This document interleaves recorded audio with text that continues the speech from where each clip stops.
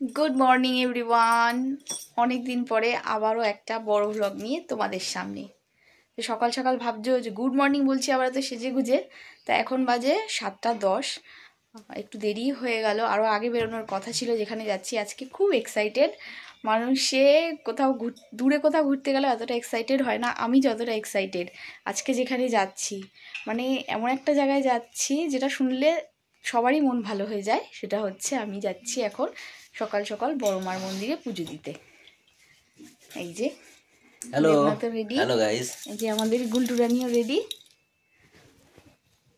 দেরি হয়ে গেছে, কালকে আমাদের হুট করে প্ল্যানিং হলো, তো চলো ভগবানের নাম নিয়ে ভগবানের দর্শনে যাওয়া যাক। চলো।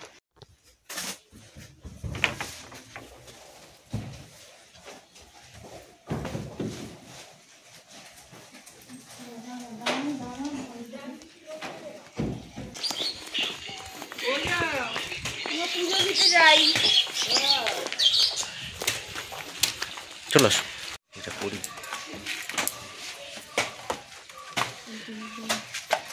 চোখ বলে গেল।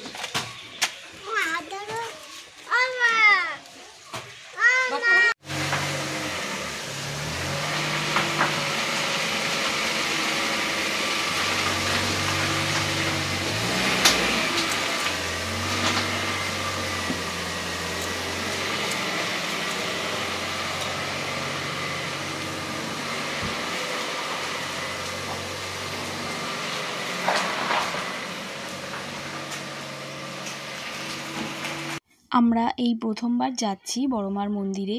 শুনেছি ওখানে নাকি অনেক ভিড় হয়, তো দেখা যাক। এই তো বেরোলাম 7:30টার সময়, কখন পৌঁছাই আর কখন বাড়ি আসি দেখি।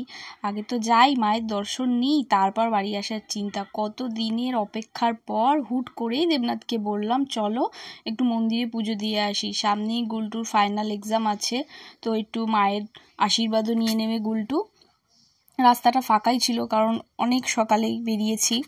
অনেক দিন পর সকালের দিকে বেরোলাম, তো ভালোও লাগছিল। রাস্তায় খুব বেশি জ্যাম ছিল না, তাই তাড়াতাড়ি চলে এসেছি। আমরা তো প্রথমবার আসলাম বললাম তখন, তাই না রাস্তাটা আমরা ঠিক চিনতে পারিনি, অন্য রাস্তায় চলে গেছিলাম। তারপর একজনকে জিজ্ঞেস করলাম আর ঠিক রাস্তাটা আমাদের বলে দিল। আর আমার মানত ছিল যে যখনই বড় মার কাছে যাব প্রথমবার আমি মায়ের জন্য শাড়ি আলতা সিঁদুর নিয়ে যাব। তো ব্যাগে করে মায়ের জন্য শাড়ি আলতা সিঁদুর সাথে করেই নিয়ে গেছিলাম। আমরা না প্রথমে বুঝতে পারিনি যে গাড়িটা এই গলি দিয়েও ঢুকবে। গাড়িটা অনেকটা দূরেই রেখে আসা হয়েছিল। পরে যখন পুজো দেওয়া হয়ে গেছিলো তখন গাড়িটা এই গলি দিয়ে একদম ভেতরে ঢুকিয়ে নিয়ে গেছিলাম। নেক্সট টাইম যখন আসবো এই ভুল আর করবো না। আসুন তারপরে পয়সা দেবেন, আগে পুজো দিয়ে আসুন।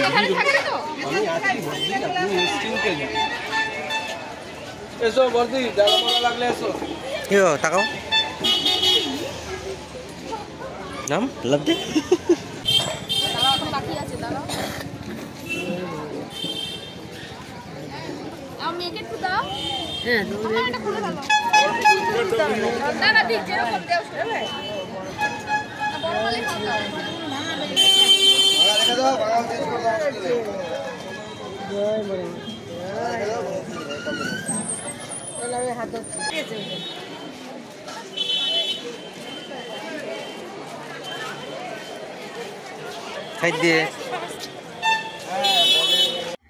পুজোর ডালা নিয়ে আমরা মায়ের মন্দিরের সামনে চলে এসেছি।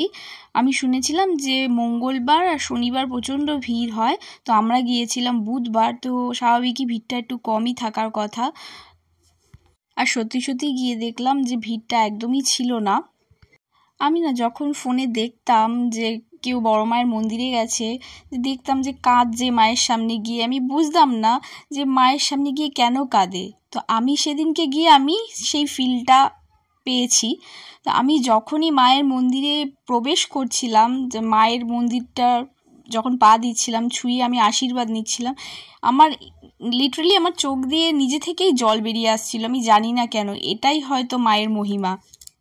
বাড়ি থেকে ভেবেই গিয়েছিলাম মায়ের কাছে অনেক কিছু চাইবো, নিজের জন্য না সবার জন্য চাইবো, কিন্তু মায়ের মুখটা দেখে মানে সব ভুলে গেলাম। যেন মনে হচ্ছিল যেন সারাক্ষণ শুধু মায়ের দিকে তাকিয়েই থাকি। খুব ভালোভাবেই মায়ের মন্দিরে পুজোটা দিতে পারলাম। যেহেতু মন্দিরের থেকে একটু এগিয়ে গিয়েই গঙ্গার ঘাট ছিল, তো সেখানেও একটু গেলাম গঙ্গার জল নিয়ে আসতে। আর দেবনাথ একটা রুদ্রাক্ষের ব্রেসলেট নিল, যদিও ওটা আসল রুদ্রাক্ষ ছিল না, তাও দেবনাথের ইচ্ছে হলো তাই নিল। আর সকালবেলায় গঙ্গার এই পরিবেশটা এত ভালো লাগছিল, ঠান্ডার মধ্যেও যে একটা সুন্দর হাওয়া দিচ্ছিল না, সত্যিই খুবই ভালো লাগছিল। সবশেষে একটাই কথা বলবো, মা যেন সবাইকে ভালো রাখে, সুস্থ রাখে, আর মা নিজেও যেন ভালো থাকে।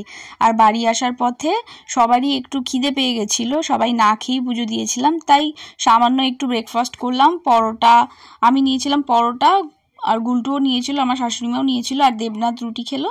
তো আজকের ব্লগটা এই পর্যন্ত।